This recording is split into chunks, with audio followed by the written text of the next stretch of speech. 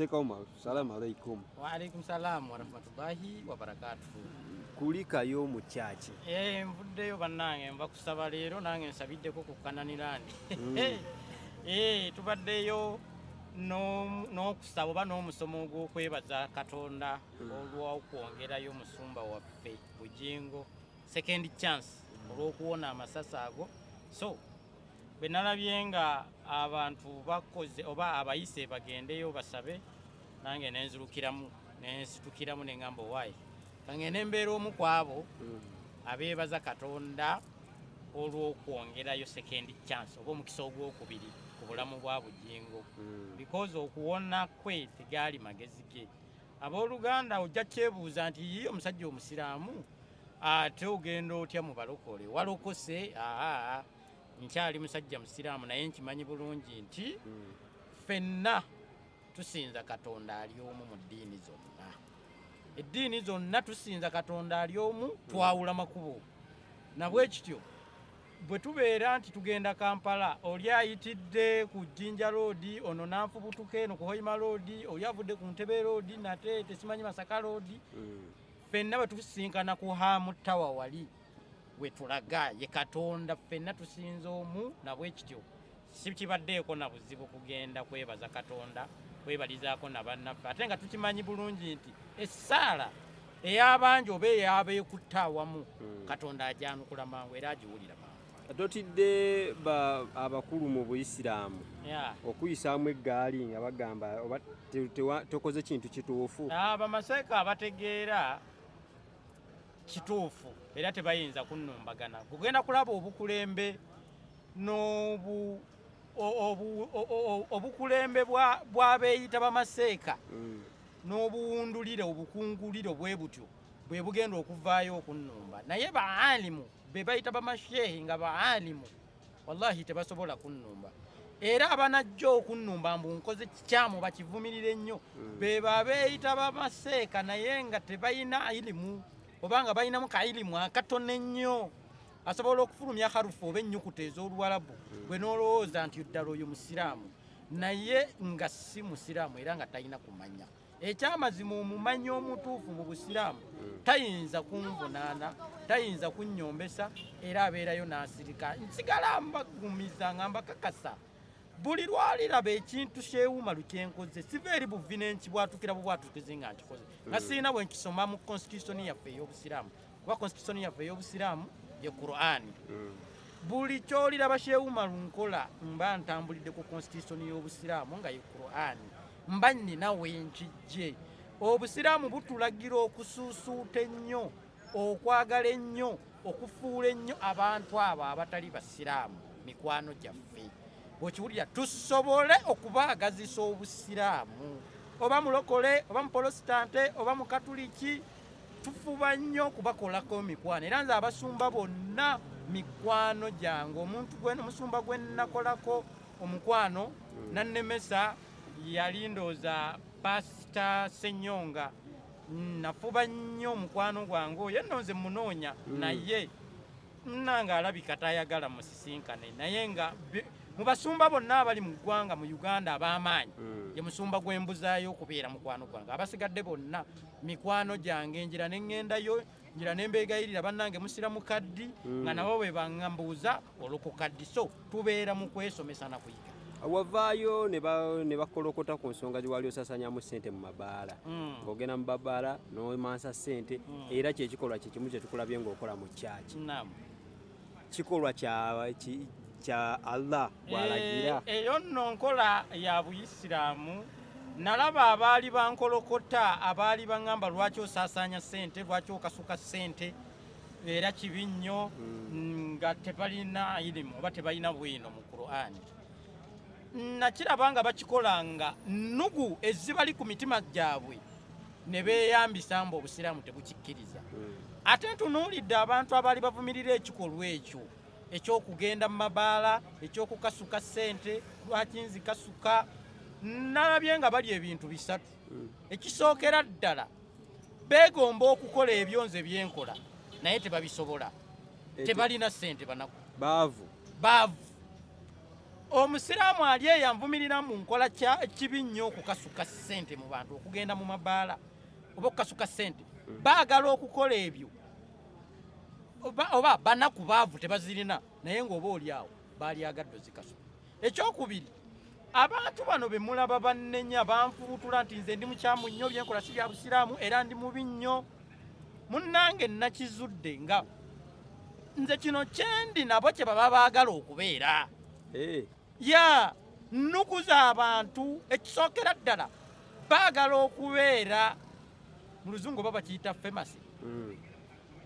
Baagala nnyo okubeera famous, baagala nnyo okubeera serebu. Kati oli n'omulaba ng'avumirira ekyo naye ogenda okulaba ng'alwana kubeera ekyo ky'oli. Ssekawumalu, mu kyaki ng'omazeemu obudde butini nnyo kuba olutuuse abantu ne bagira ne bakuwa akazina n'oyogera n'ovaayo. Anti ntera okukigamba abantu nti siri muntu wa bulijjo era olabye bwe ntuuse mu kyaki yonna enyaniriza n'etabuka n'ekyankalana. Kaakati mbadde nina okwogera nga ebbanga lye nnamalaawo nga ntudde oba musumba gw'anaabasomesa gujja kuba tegugenda mu mitwe gy'abantu nga bonna amaaso bagamalidde ku nze. Kyakubiri, olw'essande luno olwaleero lwe wabaddeyo omusomo ogwo oba omukolo ogwo ogw'okwebaza Katonda olw'okuleka okwongera Pastor Bugingo second chance, gubaddeyo olunaku lwa Sande ate nange olunaku olw'Essande lwembeere nnyo bize mu maka gange eri ewaka kubanga abantu bangi baba bazze okubasomereddwa.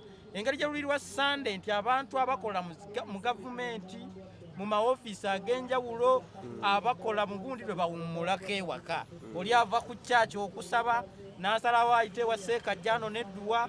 Kakati nange olunaku luno mbeera nnyo bize y'ensonga lwaki olaba nti mazeewo akaseera katono n'enfubutuka misinde nzireyo nkole ku bantu bange kuba nabo gye bali banninze. Omukolo gwa kwebaza Pastor Bugingo okumuwaayo chance endala naye n'okutuusa budde buno abantu bakyagenda mu maaso n'okubeera naddala ku mitimbagano okubeera nga tebakkiririza mu bo kye bayita ekyeyawona ekyokusurvivinga amasasi tebakikkiririzaamu nti no si tekyali kituufu.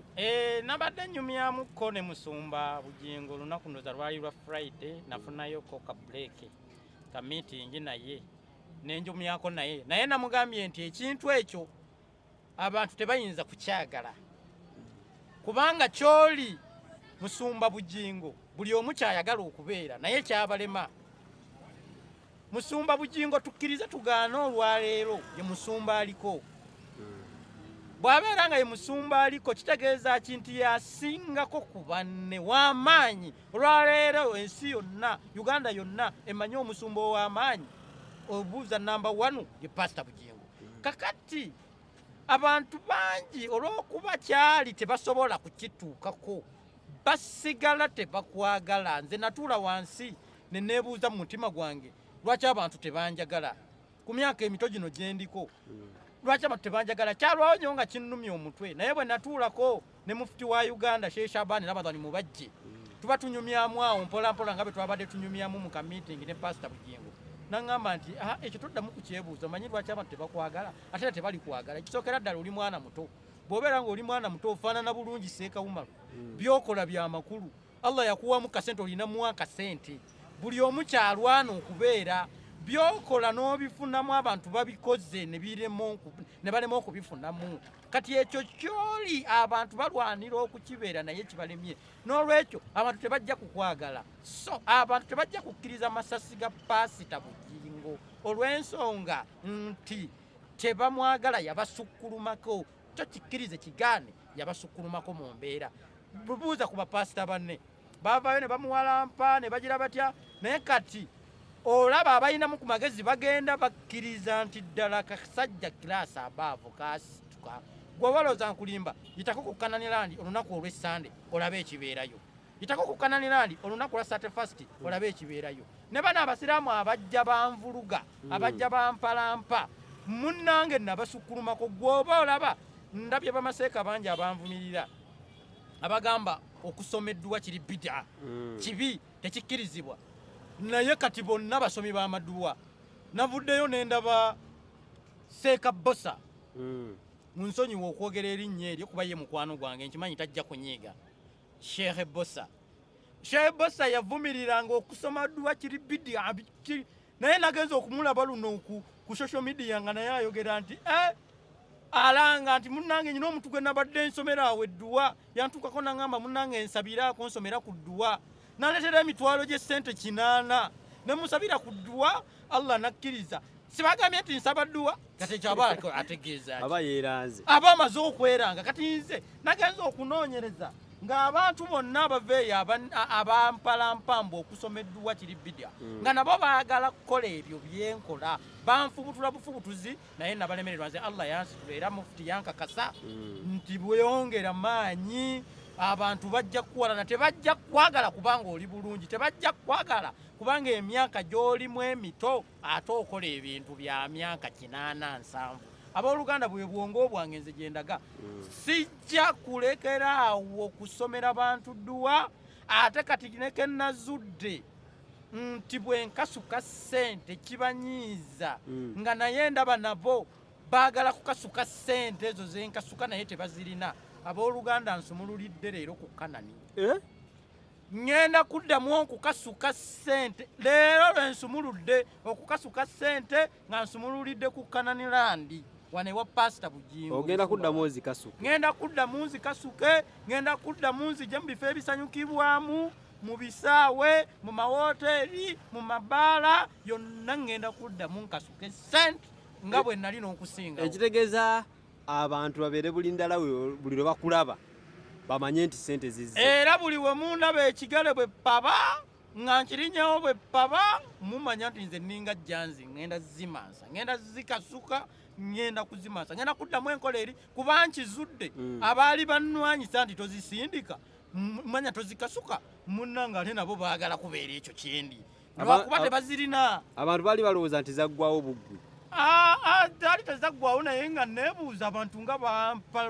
bampalabula nnyo abantu nga bampalana nnyo kirabika okasuka ssente zino kibanyiiza kankireke nga n'abasiraamu abamu baŋŋamba bw'onoolekerawo okukasuka ssente tugenda kukwagala nnyo bw'onoolekerawo okugenda mu mabaala tugenda kukwagala ennyo naye nagenza okulaba nga abaŋŋamba mbu bagenda kunjagala nnyo nekeddawo okukasuka ssente badduka oludduka n'essimu zange tebakyazikubako ne bwe bakubira tebakyalisiivinga balowooza mbu akasajja kaggwamu gaswadde gabamyuse ate njagala gabaabike ngenda kuddamu nzikasuke gaddemu gabamyuke nkitwala nga kuwooninga bantu mmwe buli gwe mbadde nkubira essimu yange n'agifuula bize sikulaba ku ssimu yange buli gwe mbadde nga tajja kunnambula wange ng'omanyi nti naggwamu sibalabe ewange naye nga mwe mukimanye nti nze mbadde napoozingamu bwe nti katono nga nguddeko wabbali ndaba ensi bwe ntwala